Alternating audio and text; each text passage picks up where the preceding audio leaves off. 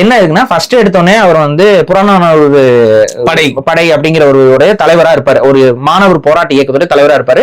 அவங்க வந்து ஆரம்ப காலகட்டத்தில இருந்து நடக்கக்கூடிய இந்தி போராட்டத்துல பங்கு பெற்றுட்டு இருப்பாங்க.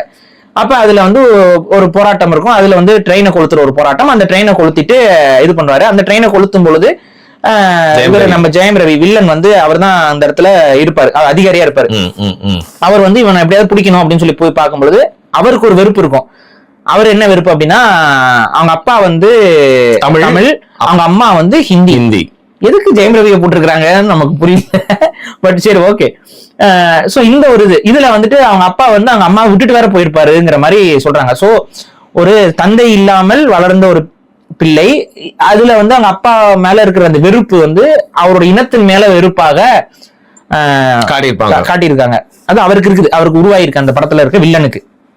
சோ அந்த வெறுப்புல எல்லாரும் வந்து நம்மள வந்து மதுராசியோட கலப்புல பிறந்தவன், உண்மையான ஹிந்திக்காரன் இல்லங்கிற மாதிரியும் ஒரு வெறுப்பை காட்டுவாங்க. வேலை பண்றவங்களே ஒரு சந்தேகம் ஒரு மாதிரி ஒரு இது மாதிரி பண்ணிட்டு இருப்பாங்க. சோ இந்த ஒரு வெறுப்புக்கு அவங்கள விட நான் வந்து சுத்தமா காட்டிக்கணும் அப்படின்னு இந்த லாஜிக் இருக்குல்ல, இந்த லாஜிக் வந்து இந்த படத்துல நிறைய இடத்துல இருக்கு. புரியுதா? ஒரு குற்ற உணர்ச்சியோட வெளிப்பாடு இருக்குல்ல, அதாவது குற்ற உணர்ச்சியோட வெளிப்பாடா தன்னை ஓவர் ஹிந்திக்காரனா காட்டிக்கிறதுக்கு ஜெயம் ரவி முயற்சிச்சுட்டே இருக்காருல்ல.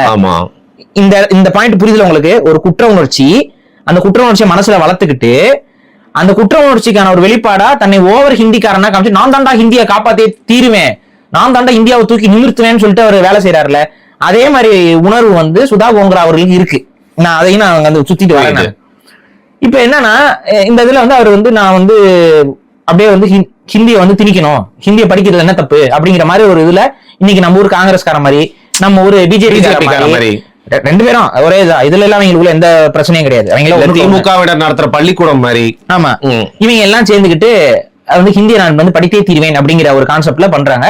அங்க இருக்கக்கூடிய தமிழர்கள் வந்து இல்ல ஹிந்தி திணிக்கிறாங்க, வேலை வாய்ப்பு லெட்டர்லாம் வந்துட்டு ஹிந்தி பத்திரிகைகள்ல வருது, தமிழ் பத்திரிகைகள்ல அதுல செய்திகளை கூட கொடுக்க மாட்டேங்குது மத்திய அரசு. அப்ப ஹிந்தி படிக்கிறவங்க மட்டும்தான் இந்த வேலைக்கெல்லாம் போகணும் அப்படிங்கிற மாதிரியான ஒரு இதை உருவாக்குறாங்க. அப்ப இது நம்மளோட கல்வியை வந்து பாதிக்கும், நம்மளுடைய எதிர்காலத்தை பாதிக்கும் அப்படின்னு சொல்லிட்டு போராட்ட காலத்துல இறங்குறாரு சிவகார்த்திகேயன். அப்போ ஒரு ட்ரெயினை கொளுத்துற ஒரு சுச்சுவேஷன் வருது, கொளுத்துறாங்க. அந்த நேரத்துல சில விஷயங்கள்லாம் வரும், ஹிந்திக்காரங்களுக்கு எதிரான, ஹிந்தி மொழிக்கு எதிரானவங்க அப்படின்னு சொல்லிட்டு அவர் எல்லாம் பேசிட்டு இருப்பாரு. அப்புறம் அவங்களை எல்லாம் இறக்கி விட்டுட்டு அவங்களை பாதுகாக்க சொல்லி தன்னோட ஃப்ரெண்ட் அனுப்பி வைப்பாரு. கடைசியில வந்து பாத்தீங்கன்னா அவர் ஃப்ரெண்ட் வந்து அந்த அதாவது சிவகார்த்திகேயனோட கூட பழகுற ஒரு தோழர், அவர் என்ன தோழர்னு பாத்தீங்கன்னா அவர் ஹிந்திக்கார தோழர், அவர் ஒரு ஹிந்திக்கார தோழர். இது எதுக்கு அவர் ஹிந்திக்கார தோழர் அப்படிங்கிறது நமக்கு தெரியாது. அது ஏன்னா சுதா கோங்கராவோட தெரியாது, சுதா கோங்கராவோட கோங்கரா சட்னி என்ன சொல்ல வராங்க, ஏங்க மொழி போராட்டத்துல ஹிந்திக்காரங்க கலந்துக்கிட்டாங்க. அப்படியா? கோங்கரா சட்னி சொன்ன பொங்கல், சக்கரை பொங்கல், சக்கரை பொங்கல கோங்கரா சட்னி தடவையாச்சு. என்ன எப்படி நானே அடிச்சுக்க முடியும்? புரியவே. அதான் போயிட்டு ஹிந்திக்காரன் வந்து ஹிந்தி இதுக்காக இருக்கும்ன்றவாறு அவர் ஃப்ரெண்டு வந்து இருக்கணும்.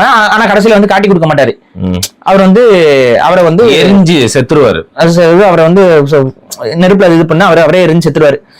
சோ இவருக்கு வந்து இந்த பிரச்சனை இருக்கும்போது நம்ம இவரை போய் பார்க்கும்போது, சிவகார்த்திகேயன் பார்க்கும்போது இவங்களுக்குள்ள சண்டை வரும். அந்த சண்டையில வந்துட்டு சிவகார்த்திகேயன் வந்து இவரோட கையை வந்து ஒரு விரலை எப்படி வந்து ஏகலைவனுடைய விரலை புடுங்கினாரோ அதே மாதிரி இவருடைய கரெக்டா அந்த அம்பூர் இதை வந்து வெட்டி விட்டுறாரு. சிம்பாலிசமா என்னன்னு தெரியல, அதை வெட்டி விட்டுறாரு.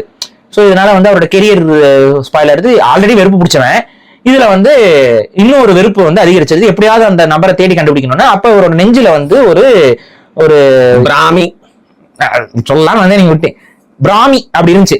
பிராமி என்ன? பிராமி பக்கத்து வீட்டு மாமி. பிராமி யாரு? பக்கத்து வீட்டு மாமி.